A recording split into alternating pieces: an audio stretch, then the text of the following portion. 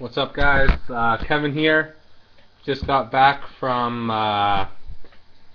Fan Expo today. It was pretty crazy.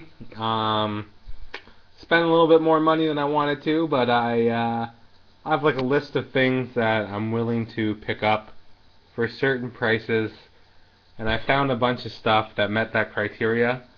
And I'm done getting back issues for a while, but I'm really happy with what I picked up.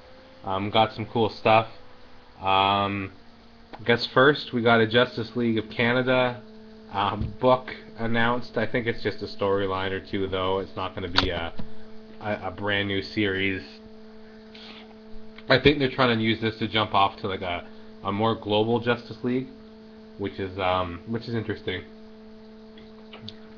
I'm excited to see some Adam Strange in the DC universe, so that looks awesome. I'm going to show off what I picked up, talk about it a bit, and yeah, I'll just jump right into it. So first, I wanted to pick up a print today. I was going to get a Mike Mignola print, but he didn't have anything there. So I picked up this. This is the cover to Swamp Thing 7. This is Yannick Piquet. He signed it right there. I love this. He also had a Batman and Poison Ivy one that was I was torn between those two, and also the cover for Swamp Thing 1. He had it was $20 for one, and then 3 for $40, and I really should have got 3, but I just wanted the one. Really, it was the end of the day. I wanted to pick up a print, so I got that. Really great guy, really fun to talk to. He wasn't listed as being there today, so I didn't bring any covers to get signed by him, or else I would have for sure. I talked to him about his Wonder Woman Earth 1 book that he has going on with Grant Morrison. He says Morrison's really busy with multiversity and stuff, but that he has about 27 pages done for Wonder Woman Earth 1.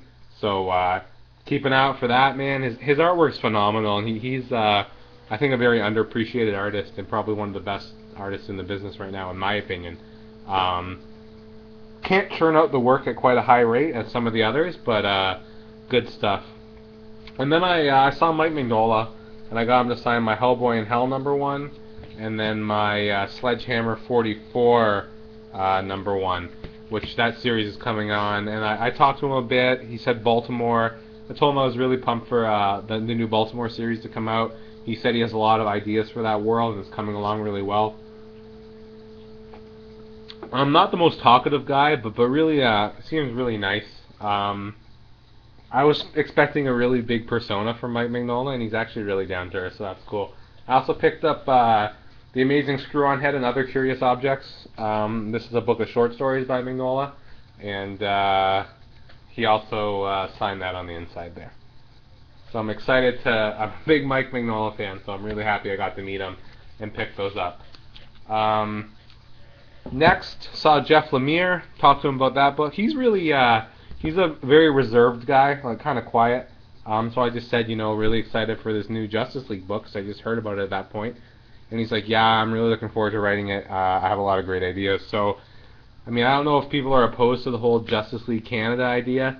As a Canadian, I'm pretty excited, because all we ever have is Alpha Flight. But I think this is just more of a story Lemire wanted to do, and apparently it was Dan DiDio that came up with the Canada aspect of it. So this is essentially Lemire's storyline with that thrown in, and it's something he really wants to work on, and the concept he's been thinking about for a while. So I'm really excited for that. Anyway, I got him to sign my Animal Man 22. What else? What else? Green Arrow 17. And Trillium #1 on the soldier side. I should have gotten to sign both sides, but whatever. Ray Fox was there, and like a fool, he wasn't listed. I didn't get anything signed by Ivan Reyes, but I did talk to them, or I saw them. And then I was walking by, and I saw the guy who did Comeback, which I enjoyed. I didn't read the whole thing, but what I read, I'm gonna get the trade now that it's out. Saw him, Ed Breeson. He's doing Sheltered right now, and I got the second issue, and it really picked up. And I was talking to him about the book, and he's really excited to be doing that. He has some work with Marvel. He's doing Secret Avengers for the Infinity tie-ins and a bunch of stuff. And he does a lot of. I was talking to him about that book, and he was saying how he really wanted to write Secret Avengers because he's really into the whole like crime, like covert type stuff. But with the Infinity tie-ins, he wasn't really able to do that side of the story. So he does have some more work for Marvel. Maybe not in that book, but definitely coming up. And he seems like a nice guy, so I think I might support whatever he does. But I picked up some of his stuff. I picked up he had all these like as a combo pack. So Murder Book Volume 1. These are like crime anthologies. Volume 2 and Volume 3. They're all standalone stories. And then he signed all of those. And then Acts of Violence, The Trade. It's just a crime anthology, and he signed that on the cover there. So stoked to read those.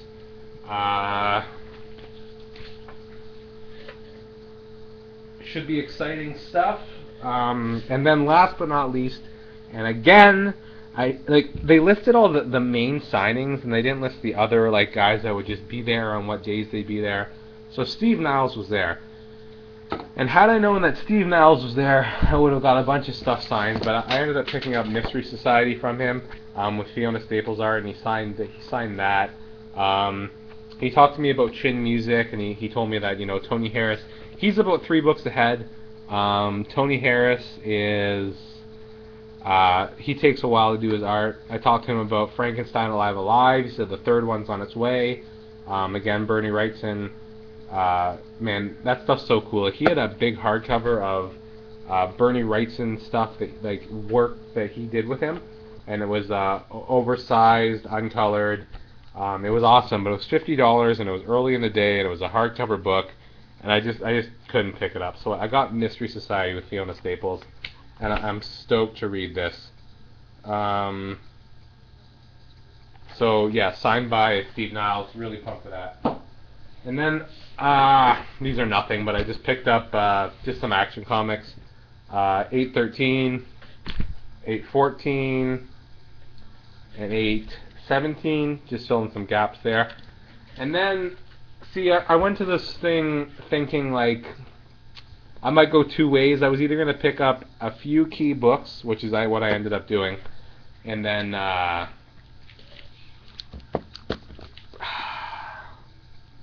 or a bunch of fill a bunch of holes.